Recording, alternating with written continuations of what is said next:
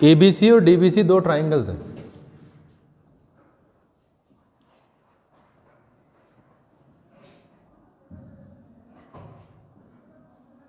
ए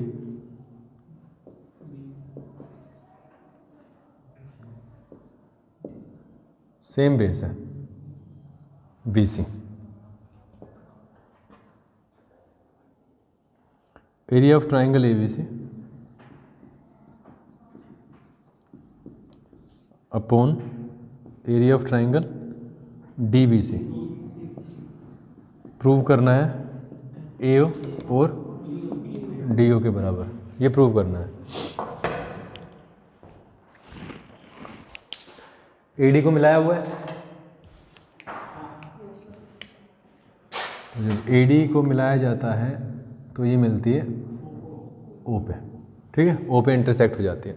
हमने क्या किया, यहाँ से परपेंडिकुलर डाला एम और यहाँ से भी परपेंडिकुलर डाला एन, ठीक है। तो हमारे पास में draw A M perpendicular to B C and D N perpendicular to B C, ठीक है। इतना हमने कर लिया काम। और अब हम देखते हैं, अगर 2 ट्राइंगल्स पे हम जाएं, ए ओ एम इन triangle A O M and triangle D O N पे जाएं, तो यहाँ से हमें पता चलता है क्या कि एंगल ए एम ओ बराबर है एंगल डी एन ओ के, कितना 90 डिग्री, और एंगल ए ओ एम बराबर है एंगल डी ओ एन के, वर्टिकली अपोजिट एंगल्स, ठीक है। तो ये हमारा क्या हो जाएगा, सिमिलर हो जाएगा। इसलिए triangle A O M is similar to triangle D O M. तो यहाँ से हम एक चीज़ देख सकते हैं, area of triangle A O M upon area of triangle D O N बराबर होगा ए ओ। अगर ये है एरिया की मैं बात कर रहा हूँ, एरिया की हम बात क्यों कर रहे हैं, पहले हम एरिया की बात नहीं करते हैं, पहले हम सिर्फ बीपीटी के जो माध्यम से चीज़ें आई हैं, अगर ये हैं तो ये होगा ए ओ अपॉन डी ओ बराबर O M upon O N बराबर A M upon D N, ये हो जाएगा, ठीक है, अगर कुछ ऐसा है तो। चलो जी, अब हम क्या करते हैं, क्योंकि हम किसकी बात कर रहे हैं, ए ओ की बात कर रहे हैं, सॉरी एरिया की बात कर रहे हैं हम, तो एरिया की बात कर रहे हैं तो एरिया निकालना पड़ेगा। हमने इसको क्या किया, एरिया निकाला, area of triangle A O M कितना निकलेगा 1/2 इंटू ए ओ एम है ना, हाँ ए ओ एम, बेस क्या है इसका ओ एम, हाइट क्या है ए एम, ठीक है। उसके बाद में area of triangle D O N 1/2 into base क्या है, बेस है इसका ओ एन और डी एन, ठीक है, ये है इनका वो। अब हमने क्या किया, क्योंकि हमें मेन निकालना है, मेन हम निकालेंगे area of triangle A B C, A B C कितना निकलेगा 1/2 इंटू बेस कितना है, बेस है बी सी इंटू हाइट है ए एम, ठीक है। और दूसरे का एरिया निकल जाएगा area of triangle D B C ना, क्या है डी बी सी है, क्या है डी बी सी बराबर 1/2 इंटू बेस हाइट क्या है डी एन, ठीक है, पक्का। अगर हम इनका रेशो निकाल लें सीधा,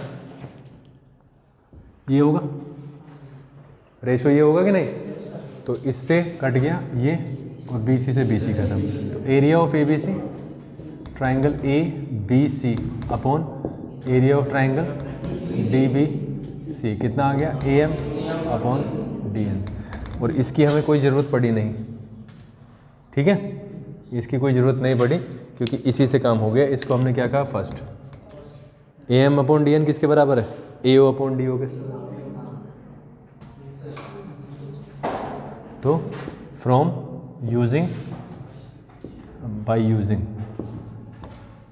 इक्वेशन नंबर फर्स्ट, तो ये हो जाएगा area of triangle A B C upon area of triangle D B C बराबर ए ओ अपॉन डी।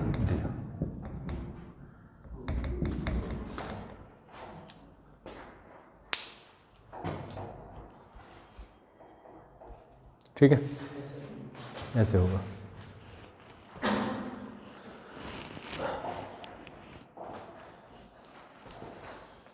और देखो, और देखो,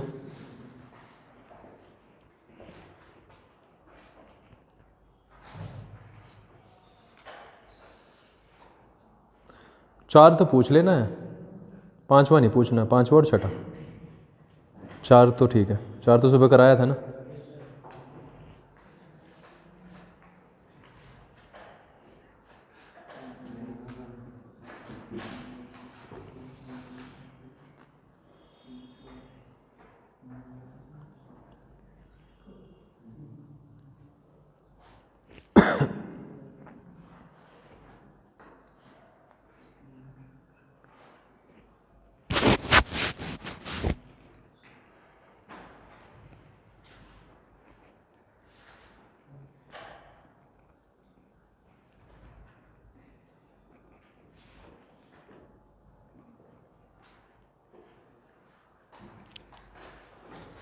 देखो भाई जल्दी,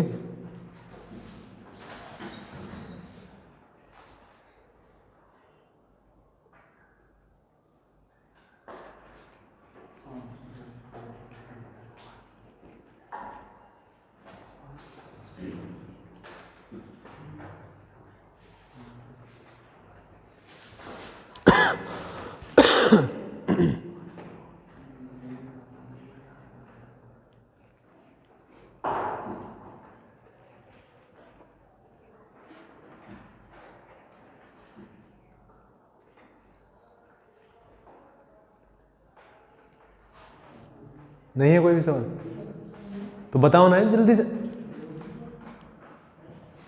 क्यों टाइम वेस्ट कर रहे हो बिना वजह? बताओ कौन सा है? सेवंथ।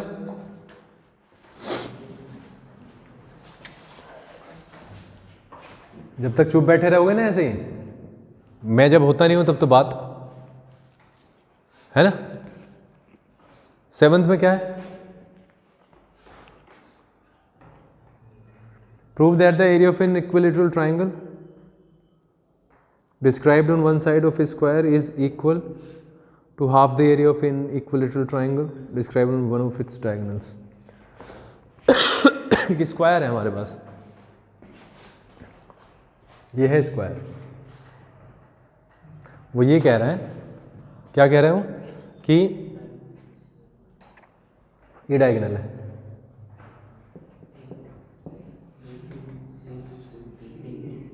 वो ये कहता है कि अगर हम एक तो इक्विलेटरल ट्रायंगल बनाए यहाँ पे डायगोनल पे,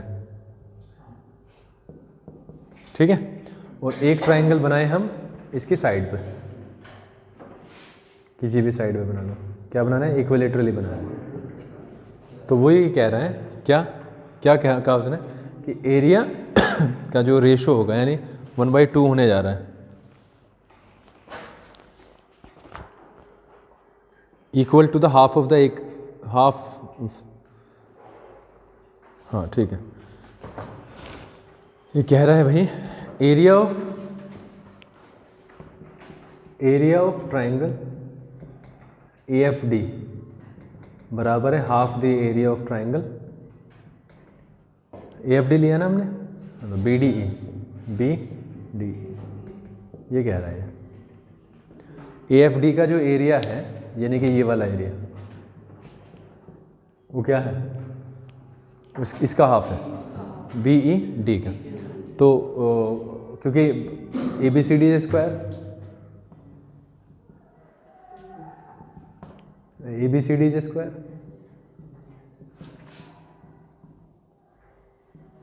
ठीक है।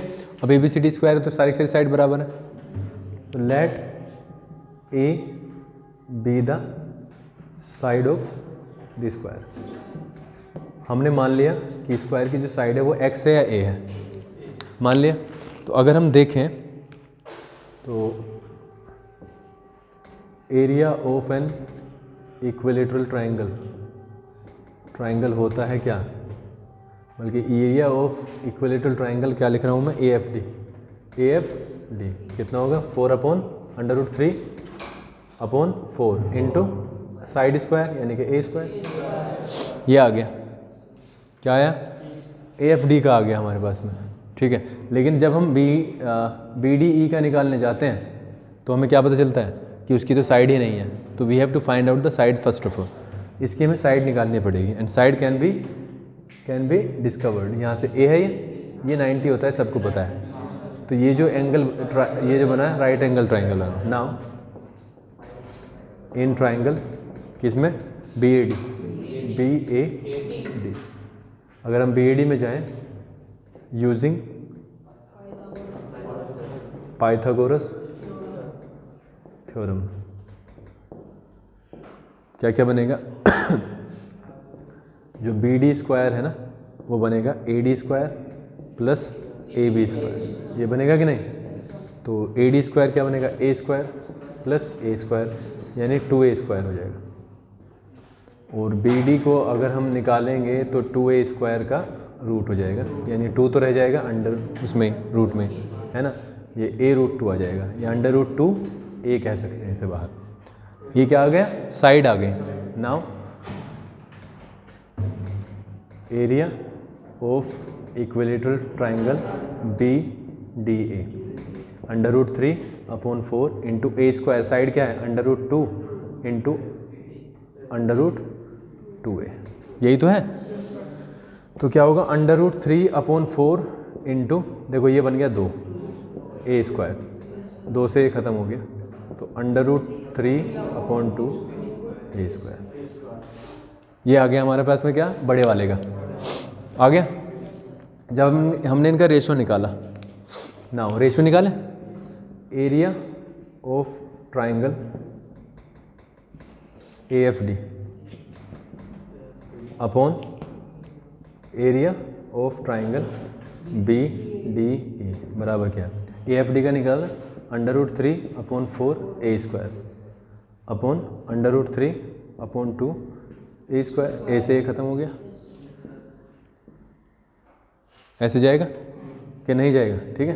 अंडर√3 इंटू 2/4 इंटू अंडर√3 ख़त्म हो गया, तो 1/2, यही तो निकला 1/2।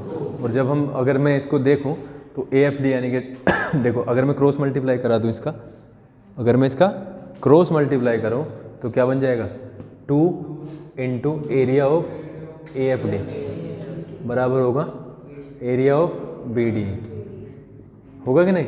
तो area of A F D क्या हो जाएगा, ये 2 आके भाग करेगा इधर, तो 1/2 into area of B D. ये प्रूव कर पा रहे हैं, ठीक है, इस तरीके से होगा। देखो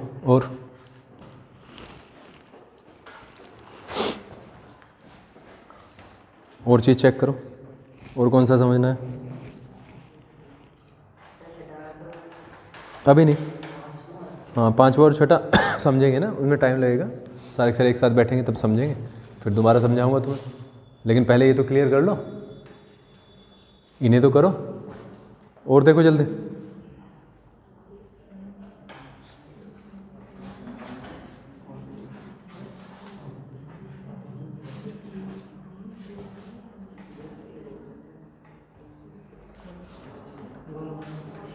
नंबर तो होगा कोई,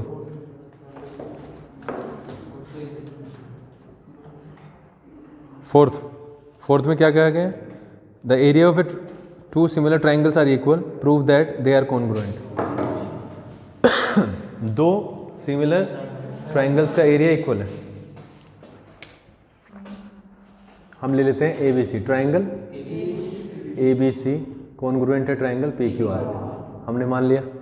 तो इससे हमें क्या मिलता है, इससे हमें मिलेगा area of triangle A B C upon area of triangle P Q R, क्या मिल जाएगा, ए बी इसका स्क्वायर अपॉन पी क्यू का स्क्वायर बराबर बी सी का स्क्वायर अपॉन क्यू आर का स्क्वायर बराबर A C upon P R का स्क्वायर, ये मिल जाएगा। उन्होंने कहा है कि इन दोनों का एरिया इक्वल है, तो इसका अगर कुछ भी है, मैंने तो मान लिया कुछ भी x मान लिया, तो निचले वाले का भी x हो गया कि नहीं, तो x को काट के क्या आएगा 1, तो हमने सीधा सीधा क्या मान लिया, आना तो एक ही है ना, कुछ भी मान लो, चाहे फिगर्स में मान लो, तो हमारे पास में आ गया A B square upon P Q square बराबर B C square upon Q R square A C square upon, तो यहाँ से आ जाता है A B square upon P Q square बराबर 1/1, तो यहाँ से क्या प्राप्त होगा, ए बी स्क्वायर बराबर पी क्यू स्क्वायर, यानी ए बी बराबर पी क्यू। ठीक है, दूसरे नंबर पे B C square upon Q R square, ये भी किसके बराबर है 1/1, तो यहाँ से हो जाएगा बी सी स्क्वायर बराबर क्यू आर स्क्वायर, इसका मतलब बी सी बराबर क्यू आर। ठीक है जी। और तीसरे नंबर पे A C square upon P R square बराबर 1/1, इसका मतलब ए सी स्क्वायर बराबर पी आर स्क्वायर, यानी A C equals to P R, तीनों साइड के बराबर है, तो ये ट्रिपल एस से क्या हो गया, कॉन्ग्रुएंट हो गया, दोनों के दोनों ट्राइंगल की तीनों साइड आपस में बराबर हैं, तो क्या हो गया, बराबर कॉन्ग्रुएंट।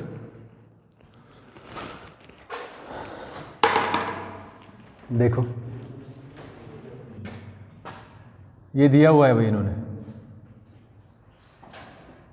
ए बी सी डी डायगोनल, कहा है A B is parallel to C D. ठीक है,